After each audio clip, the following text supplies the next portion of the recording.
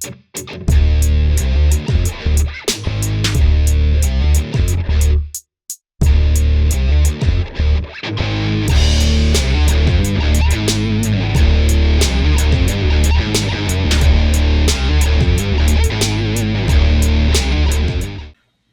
to Fix Ops Mastermind. I am Kyle Morissette, and today I am joined by Peter Penev, who is the parts manager at Crabtree Nissan. Welcome to the show, Peter.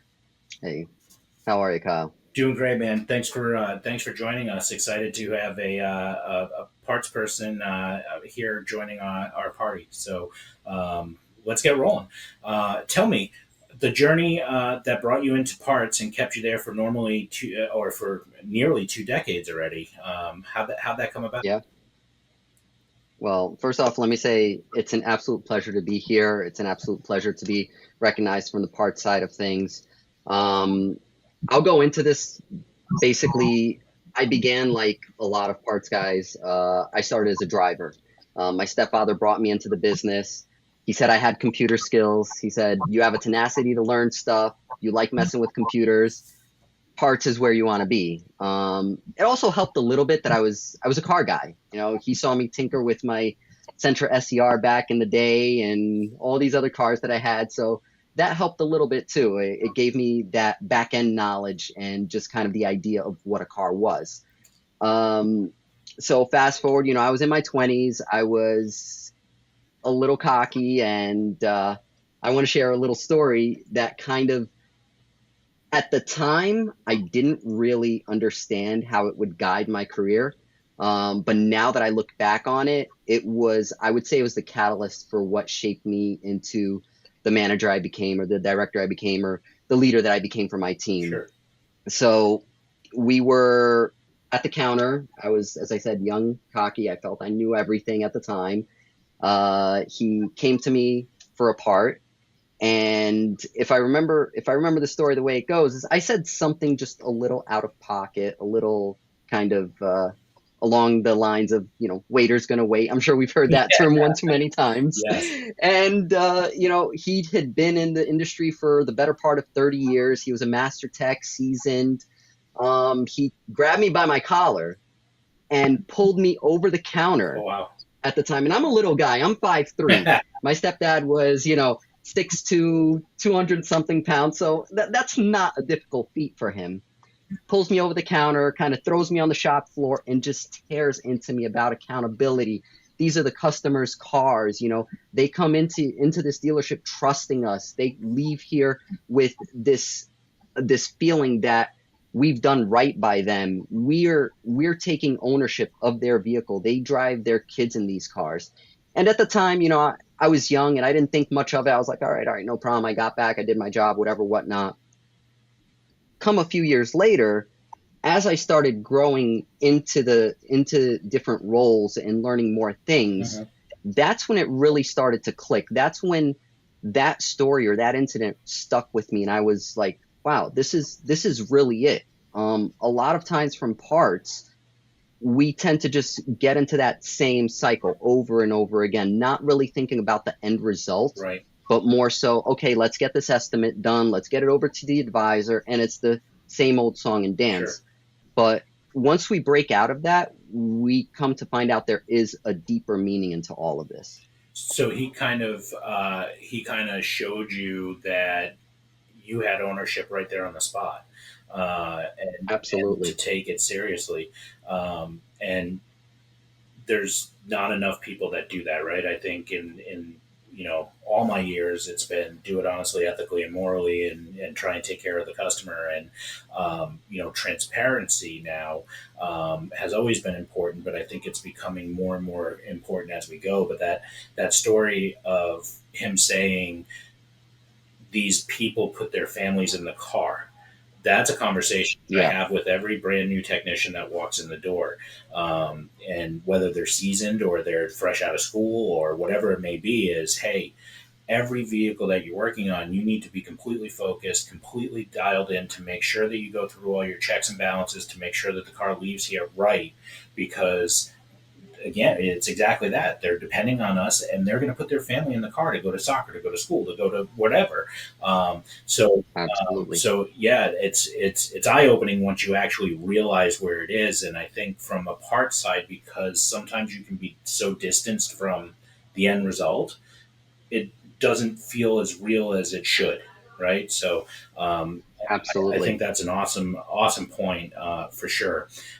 What's one of the biggest misconceptions that people outside of the parts department have about the work itself and the influence you handle? I know that kind of goes from what we just said, but where do you see people not realize how much you bring to the table the most? Kyle, I have to say I love that question. And because it's been addressed to me in multiple ways. I've had manufacturer representatives come to me, our farms, Yeah, on a few occasions. Parts managers in many cases are looked at stereotypically.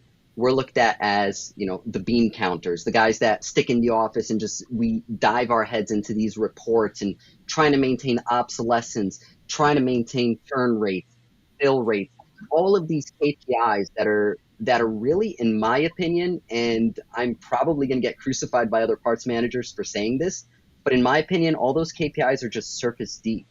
They don't really tell you the true efficiencies of your department. sure, They're numbers, but I mean, I could go into many other aspects which makes a parts department great. sure. So I've had through my career on multiple occasions, as I mentioned, one of our FOMs came to me, and it was, I think, our second meeting. And she says to me, she's like, you know, you've got personality. You're not like a lot of the other parts managers I've met.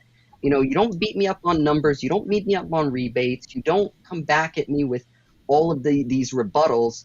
You like to hear more of the human side of Sure. things and understand how it's going to correlate to your clientele. And that was one thing that really stuck with me. Another thing, and this was more on the negative side, we had, I'm going back probably one or two dealerships ago, I had an advisor who said to me, "You guys are only here because of us." Oh man. And yeah, and that kind of hits you a little bit because I always make myself visible in front of advisors, in front of sales, everywhere. I try to be everywhere because we really do have just as much of our foot in everything, just as much as service or sales or so on and so forth. Sure. So it kind of hit me a little bit that that was kind of the way we were viewed. So I, in a sense, almost wanted to change that. Yeah. But that's the common misconception. We're bean counters, We're in those reports. I think the best, the best parts managers that I've worked with are the ones that are completely engaged in what's going on. They understand how many appointments we have today. They've either looked at the appointments or the used cars that are coming in so that they can game plan for it. And, I've had a couple of parts managers that would look ahead and pre order as they were going, which is risky, right? Yeah, It's risky business. You could have yeah, very on the much. customer side, or if you're ordering parts for, I mean, generally for your own brand, it's fine, but an off brand vehicle, if you're buying them from an off brand option, now you have these parts sitting here for a car that ends up getting wholesaled. And now, all right, now I got to return it. Now I got to look for the return, make sure everything, like, there's so many moving pieces for just one part that, the most advanced parts Absolutely. people that I've had uh, have just really been dialed into how do I make sure that we're as efficient as we possibly can be, and service a lot of times will complain about sales, right? So sales has too many salespeople. How many managers are on the desk? How many, and you want us to run it this way or whatever it is. But let's look at a parts department. A parts department runs thinner than any other department out there in most cases, right? So you're going to have a leader, a couple of counter people that may work the back counter and the front counter. And then when the wholesale driver Yep. doesn't call in, one of you has to go on the road. There's no backup plan for where it is. So you're handling all this inventory, all these pieces of the puzzle, and having to source parts quickly and all these other things that there's multiples of those people outside of your department. And then to Yeah, hear yeah, something like very that, much so. To hear something like, "Oh, well, you're only here because of us." Well, the reality is that all of us are only here for one thing, and that's the customer. So we're all here for one thing. If we didn't have that customer, then what are we doing? So Absolutely. my little Absolutely. soapbox thing for a minute. And So I apologize. That those kind of thoughts really irritate me because that's not what we're here for. We're here to serve, we're here to serve together.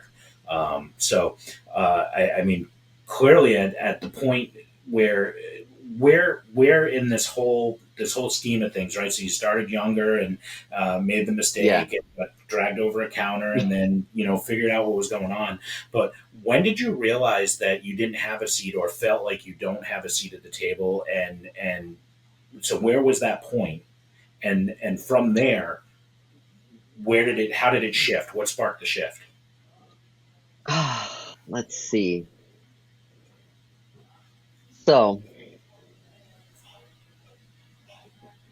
that's a toughie. I would have to say the turning point for me was before our current buy sell. So I've been at this location for about the better part of 10 years. Okay. And prior to this, we were a different auto group. We went through a buy sell, which I successfully survived. Yay. But prior, prior to the buy sell, I was in a parts director role where I was overseeing two Okay. rooftops. I had much more visibility to a lot of things and really started to dig in on the back end and expense accounting aspects of parts. And I realized at that point, you know, we're not that we're not getting the support that we need, but we're often overlooked. There's often this lack of inclusion for parts.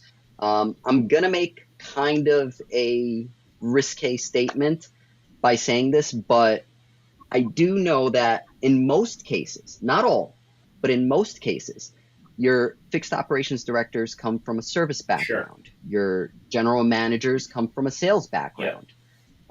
I feel that a parts manager can scale that just as well in some cases because they don't have that front facing or consistently front facing customer interaction. Sure.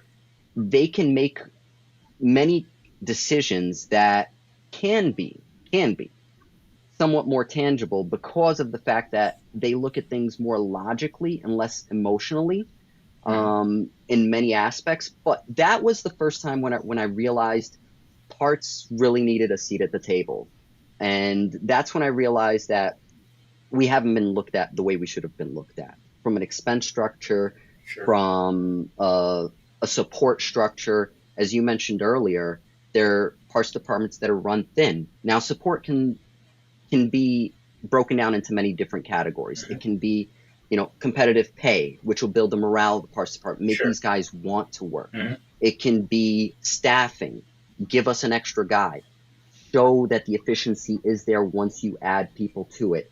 It can be give us the software that we need. But just that presence to be there says a lot. And honestly, I commend the leaders that actually take the time to step into a parts department and chat with the parts manager just as often as they do a service manager or a sales manager. Yeah. Go in, find out. Because a lot of times, and I just from my personal experience, I've seen the fixed ops directors and the general managers get tossed into a NADA uh, class about parts or a manufacturer training about parts. But again, that's only surface deep, as I mentioned earlier. Then you're just looking at the surface deep KPIs. Sure. You're not looking at the full picture of what parts is. It's a cash department. It's a department that, we don't have floor plan vehicles. Right. We don't have unbooked labor. The dealer principal cuts a check at the end of every month when that statement comes in, the ACH comes out. Yep. So it's cash on our shelves. Hmm. And we're responsible of making that cash turn, building a profit for it. Yeah. If the dealership goes under, last point here is if the dealership goes under, that all that stuff is paid for. Right. Right. Yeah. No. Great point. Quick break in the action. Let's talk parts. Yeah, that corner of the dealership most people don't look at until there's a fire. Parts Edge helps you clean up that mess Smarter inventory, better margins, and no more guessing games. It's like giving your parts manager a crystal ball, except this one actually works. Spiffy. You can manage your mobile appointments, optimize your service routes, track inventory, and process payments, all with Spiffy, and you can learn more at spiffy.com. You ever wish you could inspect every car like a tech with X-ray vision? UVI is like an MRI for your car. UVI doesn't miss a thing. Scans the tires, the underbody, body panels, and wheels for scuffs in seconds, giving your team instant, actionable intel without slowing down the lane. That's not the future. That's UVI, and it's live in stores today. So let me ask you, and not to put you completely on the spot, but knowing that that you want and deserve, I agree that you should have a seat at the table. How do you find yourself making sure that you're included on strategic decisions and making sure that your voice is heard? I knew this question was coming up. A I just kind of set myself up for it, didn't I? little bit. Uh, And honestly, if it's a tough spot for you, I that's think, the I best think, thing we want to do. But I guess we could say, let me rephrase, because I don't want it to always be, like on that personal side. I want it to uh be the inclusion, like Fix Ops Mastermind, the podcast, and our the whole program is inclusion, mhm, right? We are about being able to say yeah, what we want to say in the right ways, working together, agreeing to disagree, but absolutely. coming up with a solution that works. So let me say this: if you were a parts manager that felt like you were left out in everything and in any dealership in the world, what do you think you can do to get yourself at the table in these strategic decisions that are essentially going to affect you, right? So if they're making a marketing decision where they're going to, run a deal to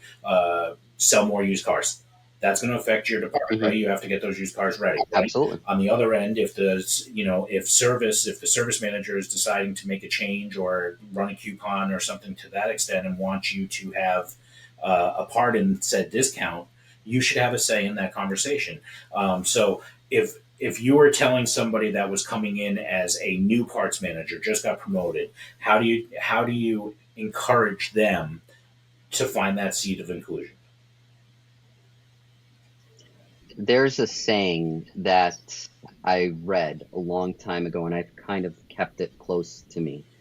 Your parts department can be your biggest enabler or your biggest bottleneck for service growth, Sure, for fixed ops growth in general. absolutely, Because at the end of the day, parts is a funnel.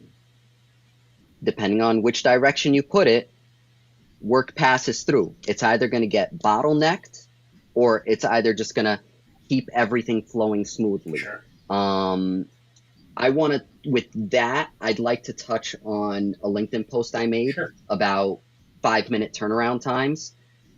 We hold an average 5 minute turnaround time or less. At one point, we were 3 minutes in average for, I think it was July of this year. Wow, Turnaround times for accurate quotes through parts. Now, what does that do? At the end of the day, that gives your advisor confidence to upsell. I mean, let's be realistic here. We need to get included because if we're not, your advisors don't have confidence in my parts department if I can't get you the quotes in time. Those customers are sitting in your waiting room.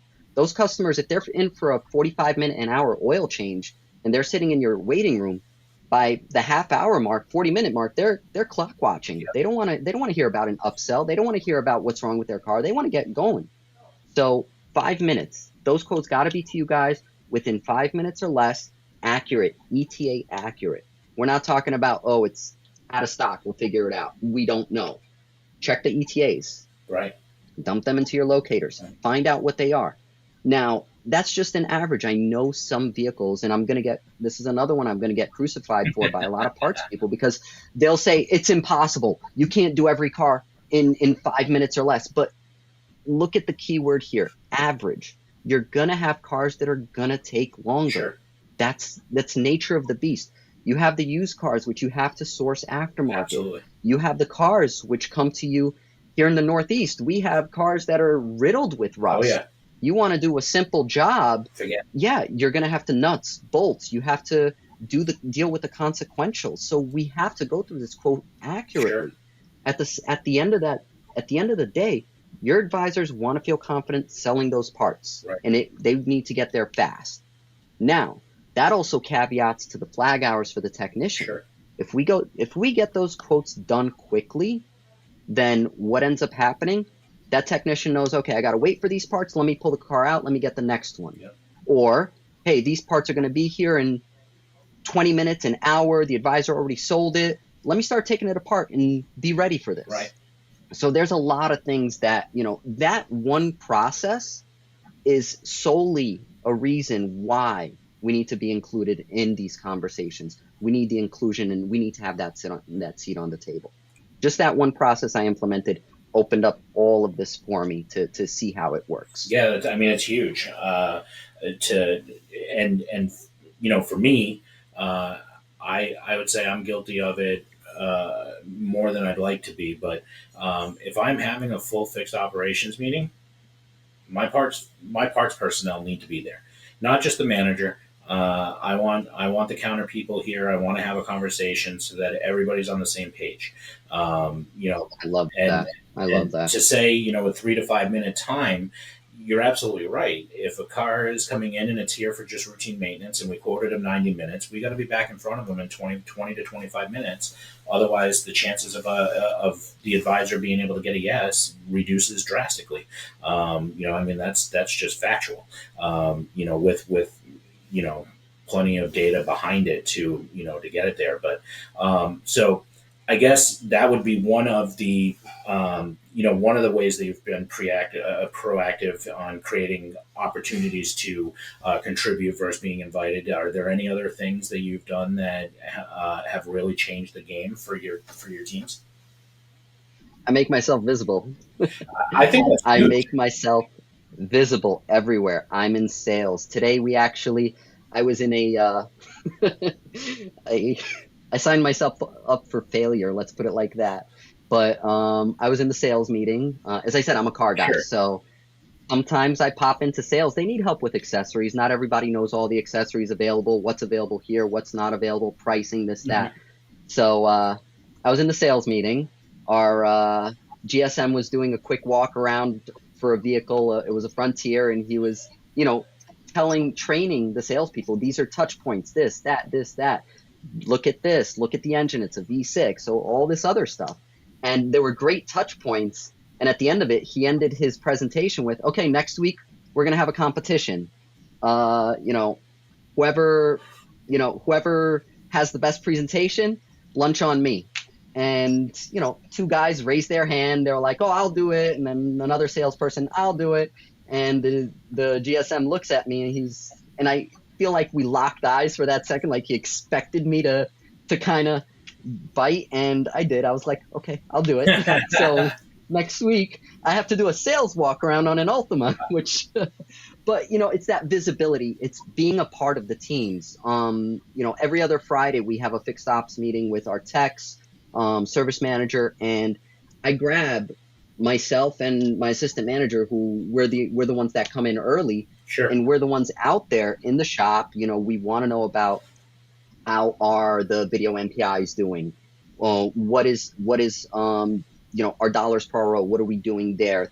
The tangible, the surface level KPIs, as I said before, but these are also tangible KPIs. We get to see how the technicians feel about them. We get to see their feedback.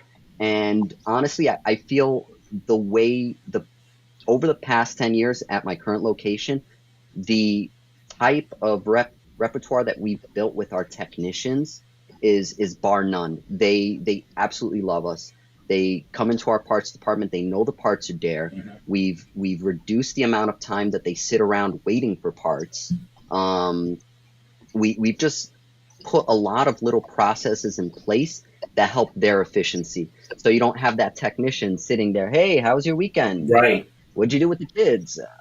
That's I love to socialize, but I feel sometimes when they're doing it and they're in the middle of a job waiting for parts, that's not the That's not the efficient way to time. do it. Yeah. That's not the right way to do it. Agreed. Agreed. And you know, unfortunately, in a lot of parts departments, that's the hiding space, right? Because there's not a lot of people back there that are paying attention to what's going on up front.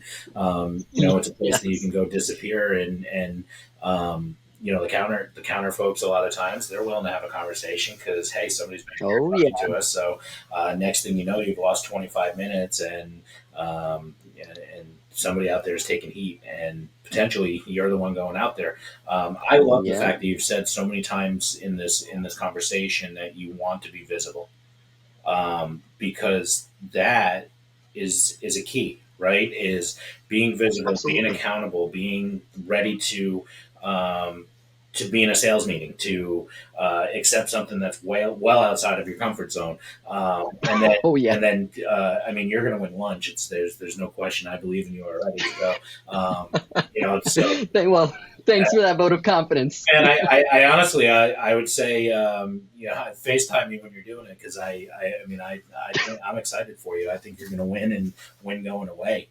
All right, we all know about warranty nightmares.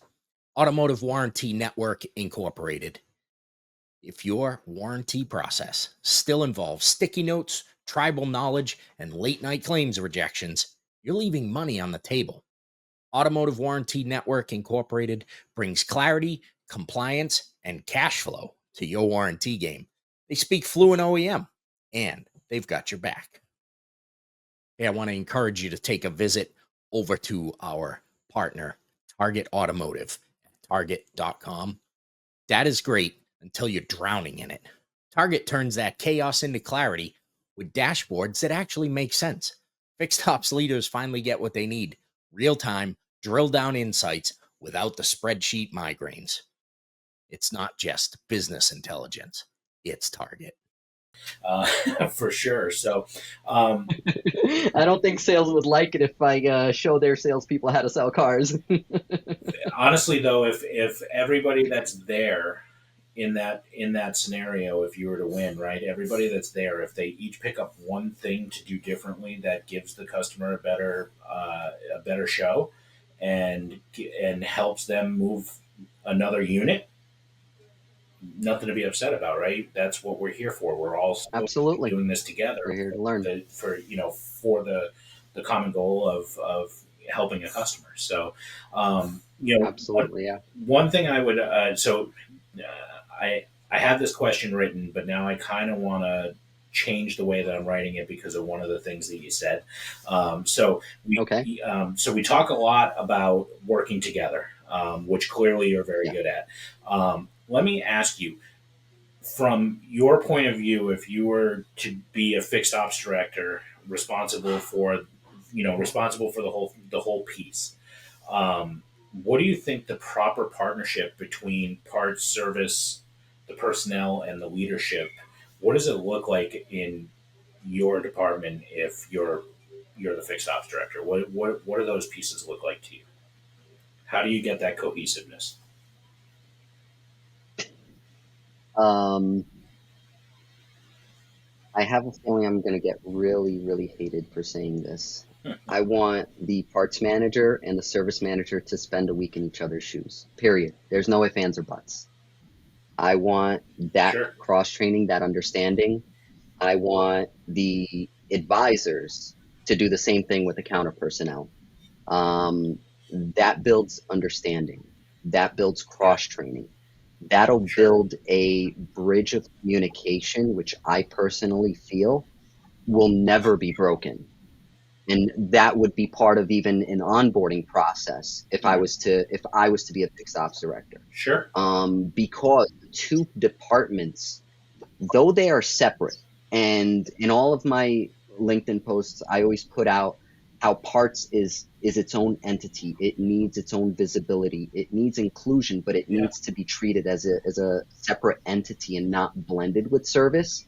And right, for me screaming that off the rooftops, for me to say something that's so against my personal methodology hmm, and my personal beliefs, I'm probably going to get hated, but it's the truth.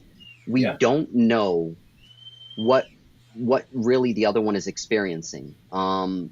I pull on that, and I don't really put it out in my work history because it was a very short stint. Mhm. I was an advisor for about 6 months. Okay.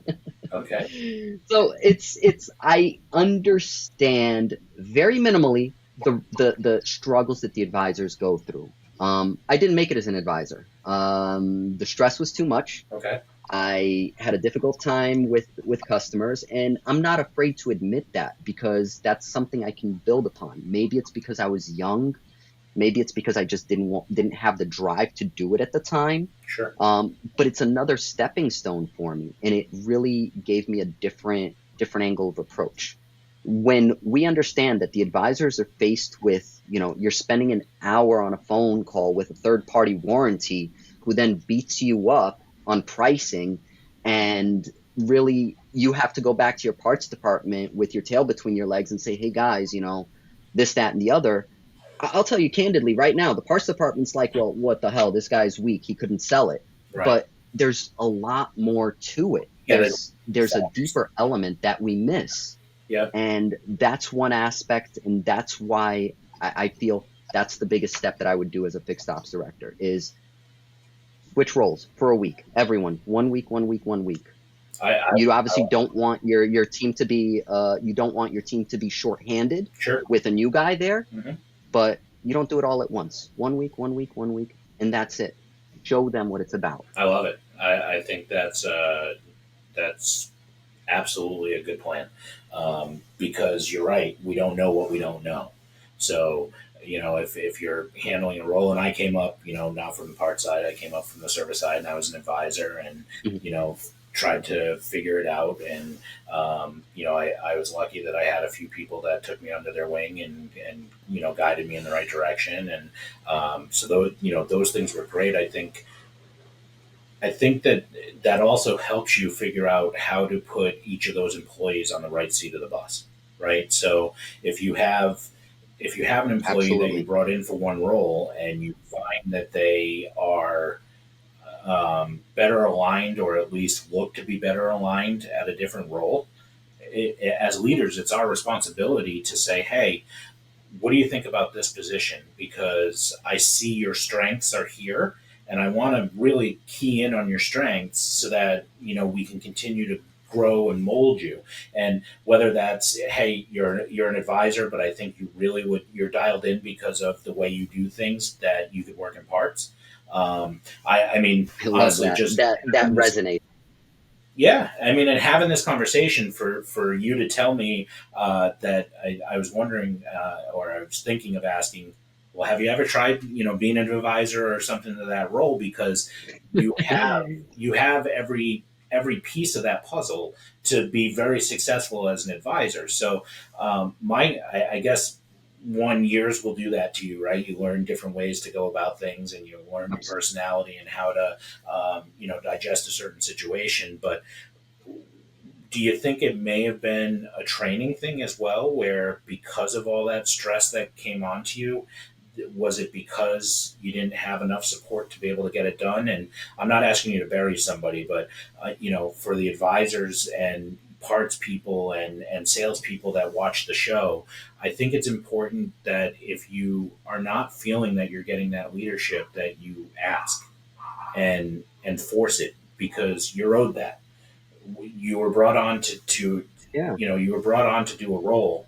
Um, if you're not getting the support for you to be able to actually do that role, and then are expected to be held accountable by that same person who asked you to do the role, who's failing at that point?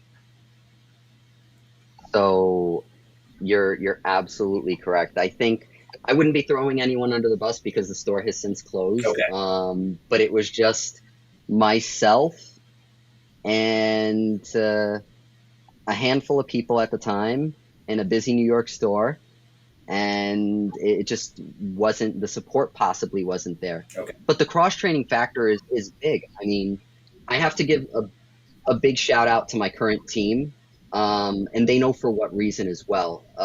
Each and every one of them, before they came to parts, Hmm. they had a different role in the dealership. Awesome. All three of them went to tech school. Hmm. So they have that technical background. All three of them at one point or another were in the shop. And I want that to be one of the biggest things. If anything for parts managers to take away from here, I want them to understand that sometimes your biggest assets are those lube techs who can't find a spot, who seem to be out of place, Sure.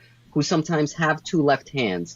These guys, they understand what the technicians are going through. They understand the suffers and the pain points of every technician. Mhm. So without them, a lot of these processes that I want to make happen, I feel the vision wouldn't be there. But because they've experienced it firsthand, that vision is there with them and it resonates with them. And they understand that there's a bigger picture. You know, these technicians, they're out there.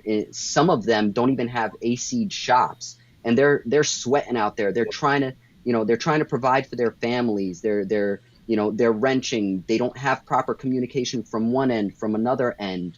And my vision wouldn't be able to be materialized without the effort of my team.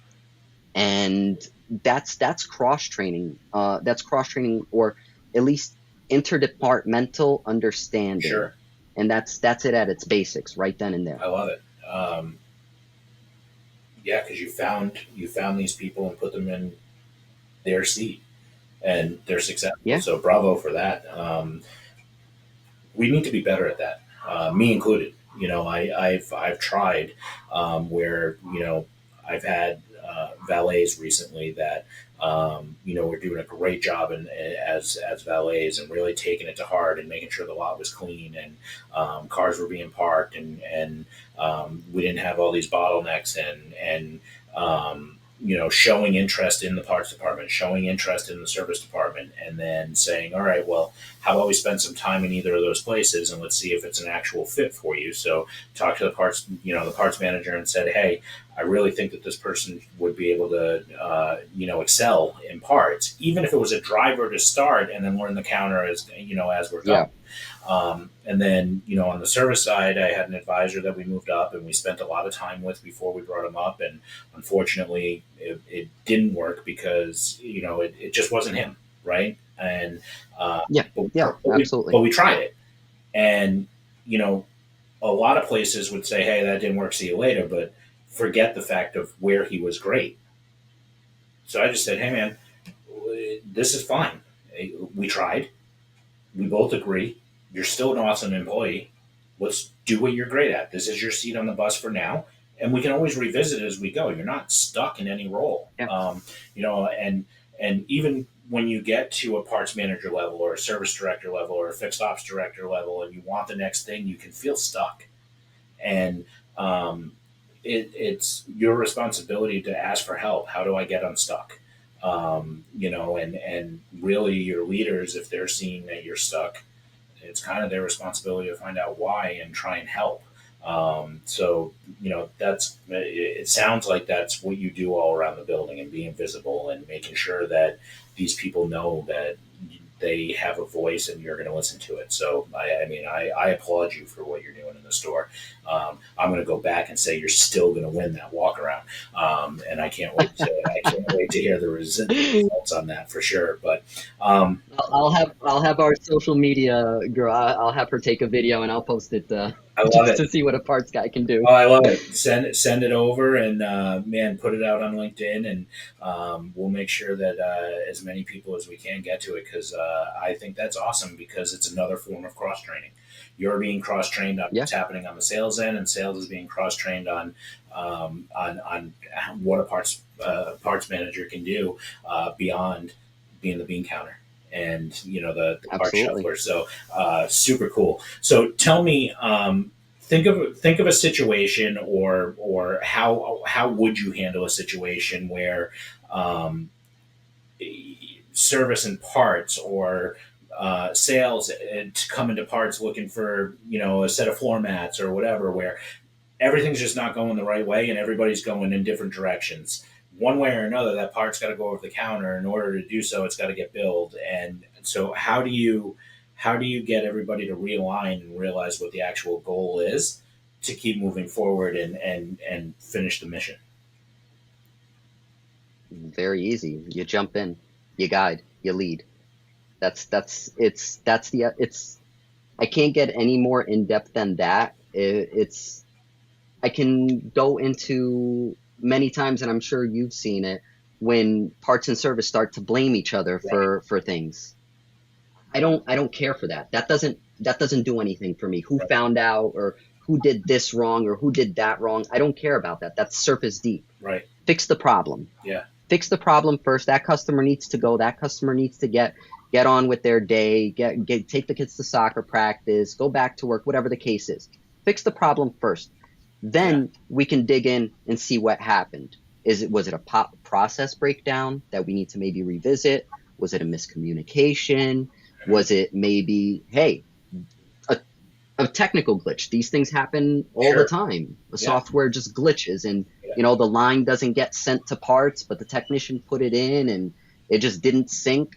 It happens. Yeah. But you know what? The point is, the customer does not see us as a parts department or a service department or a sales department. They see us as one dealership. And to them, we are Yeah. the face of whoever our manufacturer is. So fix it. I Right. don't care who did it, who messed up. Fix it, get the customer on the way. We can revisit it later when our heads are cooled, when we've had some time to process it. Once the problem's all taken care of, then we can revisit it and figure out, okay, what really was the issue. I love it. I absolutely, yeah. I mean, it's perfect. We ultimately the goal is one thing: get the problem taken care of, and help the customer. And yeah, no, I love that for sure. So we talk about, or I talk, or a lot of us talk about AI now. It's a new Mhm. piece of the puzzle, or not really new, but it's obviously gaining energy, and so if there was one thing that you could automate in the parts department process tomorrow, what do you think it would be? That's a tough question. That's a very, very tough question. Um, AI is such a broad tool. Sure. So forgive me if I don't have a direct answer No, it's okay. for one particular thing that can be automated, but Sure. for me personally, I've used AI in my day to day. I've gone as far as trying to build out a parts matrix with AI Love it. just to play around with it. Yeah, yeah. AI automation is so vast, and if you educate yourself, there's so many tools out there. And if you educate yourself on the proper uses, if you don't rely on it for everything and educate yourself on the proper uses, the prompts, the integration between different AI software, the it's absolutely endless. Yeah. It can build out You can build out quotes with one-time use parts Uh-huh. for specific jobs that are already in some of the catalogs. So how to integrate that into the DMS so it automatically dumps, so you're not transposing part number by part number Sure. into a quote. Hmm. Things like that I can envision, because it'll at the end of the day it'll hold true to my 5-minute averages. There you go. It'll make things quicker, and it'll make things better for. And I'm sure I'll ask you, Kyle, who does it make things better for at the end? The The customer. customer. The customer, absolutely. Yeah, And our people, right? So I mean, if yeah. it's such a stair stepped thing that the more that you can do to the more tools, not more in quantity, but the better quality Hmm. tools that you can put to your people to allow them to do their job more efficiently, with less mistakes, allows us more time to focus on the things that matter. And from a part standpoint, it's the relationship with the technicians. It's a relationship with the advisors. It's a relationship with the salespeople. It's the relationship with the counter. The customer that's coming to the counter. There's still those personal relationships have to happen, even though you're in the back portion of the dealership and often forgotten in your cave. How many people do you actually talk to per day, right? So whether it's a text message, an email, a phone call, or a technician coming in the door, I mean, you guys are talking to a lot of people. So Yeah, what if we could make it so that you could be at the ready that much quicker and take your, like you said, that five yeah. minute average you without automation or with minimal automation, you got it down to three for a month. But imagine if you could get to two, 2.5, because it's already knowing what's going to be requested. Yeah, Those are, yeah, those are absolutely. cool things. So I like the fact that you've already used it and the fact that you're thinking about it, because um, a lot like our technicians currently, I think that they're right now the ones that could benefit. I don't want to say the most, but there's an extreme benefit for our technicians, things that we can do to automate what they have to do from the Yes, admin side, um, and get them to do what yes, they're great at, which is fixing the car. Right. So if we can automate a lot of these things, that time that they are not going to say wasting, because it's not wasted time, but if we could find a way to automate or really streamline how they do an MPI in a video, how they get the information that they need from the car in order to make a proper diag, so that they can get to the part that matters, which is replacing the parts and getting the customer back in the car.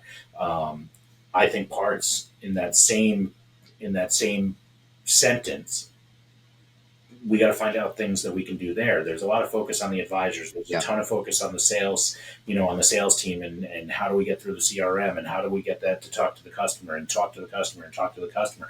There's so many things that we can do internally to be able to communicate amongst ourselves to get a better result to the customer with those tools. So yeah, I look forward to talking more about this on the part side, because yeah. I know you have that tech side to you as well. I'd like to continue throwing ideas back and forth of saying, hey, what do you think about this? What do you think about that? At one point, I wanted to Yeah, hire a yeah. robot I wanted to hire a robot to deliver parts, and put the order away to try and help people out. But I saw a recent, I'm sorry to cut no, you you're off. good. I saw a recent advertisement by, I think it was, if I remember correctly, I forget the provider. I think it was Reynolds, and they have something along those lines. Yeah, And it's really it's wonderful when you think about it. And I love the fact that you said technicians, because the minute you said technician, the first thing that popped into my head was, oh, my stepdad. When he was on the line, it was always, I gotta submit this case. I gotta do this. I have the yeah, triple C's. I gotta double check everything. I have to make sure everything's done. I right. gotta get on the phone with a tech line in our case, and I'm gonna sit on the phone for an hour. Yep, If there was a way to automate that, where you're dumping your three C's, and then the AI takes the rest of the way over with the manufacturer yeah, and gets all the documents over to them, that frees up so much time for the technician not to wait on hold, not to have right, to accumulate all this extra stuff. right, And it's just, that's when we touch back to the fact of unbooked labor hours. That frees them up to get to another car, to do another job, to make that lift profitable. right. Yeah, no, absolutely. So let me ask you. I know who my guy is, that has been like my mentor and my sensei. I call him, and somebody that's become a family member to me, that I can call for anything. So in your career, I mean, I think you've already told me, but just in case there's somebody else, or if you want to, hone in a little bit more, who's the most influential mentor or leader that you've had in your career? So in my career, we'll keep family out of Okay. this, but let's see. I've had three or four guys that really always guided me, and whenever I had any issues, they were always my senior. They always had that much more experience in the field than I did. Mhm. But three or four guys. One of them is my former managing director. His name is Greg. Amazing guy. Amazing guy. Just always understood that he's the one that actually put me in the management seat and helped groom me up to the director role and everything That's else. awesome. Uh, he taught me that once I become a leader, a supervisor, once I take on the role, the first thing that I'm going to be doing is I'm going to be spending time more as a therapist, as a shoulder for people to kind of lean towards, Mhm. rather than a manager. Yeah, And that comes with morale. It's more deeply entrenched with the fact of you have to listen to your people. sure. You can't always be buried in the reports. You have to listen to your people and you have to learn the proper way to steer them back, get them focused, and get them back to work. And that's, a lot of times that sounds very rough. Oh, well, what if they had this and this going on during the weekend? You're pushing them back to work. It's not that at all. You also have to be there to ask the questions. Hey, how's your kid's game this weekend? Yep. You have to show you're there because at the end of the day, and now I'm going to push that towards my current fixed ops director, believe it or not, Justin Raffone, an amazing guy, family guy, and it's one of the key things that you know he's told me, and our dealer principal has told me is there was it was a saying, and I'm trying to remember it right now. It's an amazing saying. Numbers don't lie, only people do. But if you don't know your people, your numbers don't mean as much. Right. That's And it's awesome. just it literally hits the nail on the head with everything we do on our day to day. Yeah. Um, and Justin has given me this flexibility to grow my department, to kind of be independent of everything else going on, and show him and earn his trust to show him that hey, we can take this department to the next level. We can really push this to be one of the best departments, and I feel one of the best departments in our dealer group as far as parts departments goes. That's awesome. And that's not talking about gross profit. That's not talking about numbers. That's talking about the efficiency, the people, and the way we get our job done. Um, Another person that comes to mind, and these are all mentors. They've all guided me in one way, shape, or form. Sure. One of the biggest people for processes is a another former parts manager of mine, Matt Bussolari. He was the one that really drilled in process.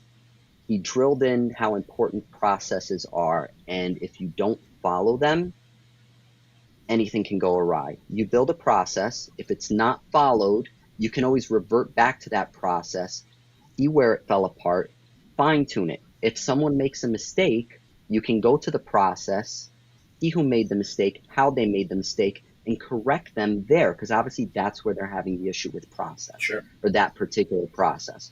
So he's the one that helped hone me into that process, that mindset of building out processes, being aware of what's going on, and in a sense, that's pretty much it. In a sense, just being aware Yeah. I love and accountable. it. I love it, man. That's awesome. One thing I could say is it's and I love the fact that it was multiple, right? Because this past year has been a whirlwind for me from the dealership side, but um, learning to build a network on LinkedIn and connecting with so many different great people that I've been missing for a long time. Dave Foy, who obviously created Fixed Ops Mastermind, and for some odd reason decided that he wanted to allow me to do this podcast, has been an awesome mentor and leader in that aspect, right? Of showing me the things that he's done and how it's turned everything for him to a positive. And you look at these things 20 plus years later, and you're like, holy cow, this is he is. I mean, he's a great mentor and a teammate and a partner and somebody that I consider a very close friend, although we're 1,000 miles apart most of the time. I talk to him not quite as much as my wife, but it might be getting close depending on the day. So I love the fact that you said it's multiple people because you're right. I could go from the beginning of my career and there was somebody that got me into the business. And yes, he was a mentor in one way, shape, or form. So I love the fact, and you have these people that you can continually go back to and say, "Hey, I need help on this," Yeah, or "What do you think about this?" And I think that's awesome. So um, yeah. let me kind of end with this one, which is if the parts department had a slogan other than bean counter or you're only here because I'm kidding. But if it had a slogan, what do you think the best slogan for a parts department should be? Oh man, a slogan. or something you can Uh, hold your hat on, right? So, you know, without I having mean, I to got a car. bad sense of humor. I would probably say something like, the parts department maybe will get it right. There you go. Okay, that works. But it's satire. It's kind of that's my sense of humor. It's, let's be honest, we're in automotive. Yeah, We tend to have a very morbid sense of humor at times, a very gritty sense of humor. absolutely. But that's it. I like to pull on the fact of the stereotype that we've kind of brought upon Yeah, ourselves, but from a comical yeah, standpoint, hopefully. whereas, yeah, maybe we'll get it right, but at the same time, when we do, we can make the whole thing churn properly. Yeah, yeah. I believe you're only as good as the person at the helm that's going to pull the parts that go in the car, right? So we need to Yep. take, you need the advisor to start it right by giving us the right, concern from the customer and asking the right questions. You need the technician to dial in and making sure that the technician is correct on whatever they're coming up with and sending the right information to the parts department. Now you need the parts department to have the wherewithal of saying, Yep. hey, for this specific job, not only are you going to need what you're asking for, but you're going to need X, Y, and Z to go along with it. Because if you don't have these things and they're not quoted, now you're either writing them off to policy or, well, I mean, you're reducing the price of the job. A great parts person knows you're going to need those nuts and bolts potentially because they're frozen because it's the Northeast and we're gonna have to torch them. Oh yeah. And then right back to the advisor being able to close the deal, right? So Absolutely. you Yep. know, Yep. one team, one goal, and it's clear that you and your team have that mindset. So, man, this has been a phenomenal conversation. I'm so glad that we got to have it, and I'm looking forward to our audience being Likewise. able to see you and the well-deserved seat that parts folks need at the table and absolutely deserve. So continue going that way and keep putting those posts out there because really that's what got me. That's what got me with you. I saw a post and I said, "My gosh, you need to be at the table because you're showing your voice." And man, you backed every piece up. The things that you're doing in your store, I think everybody should be trying to do because the effort that you put in absolutely makes your team better. I really appreciate you being on the show and look forward to hopefully doing this a little later on down the road and staying in contact with you for sure. So thanks again for being here and hopefully we'll be talking very soon.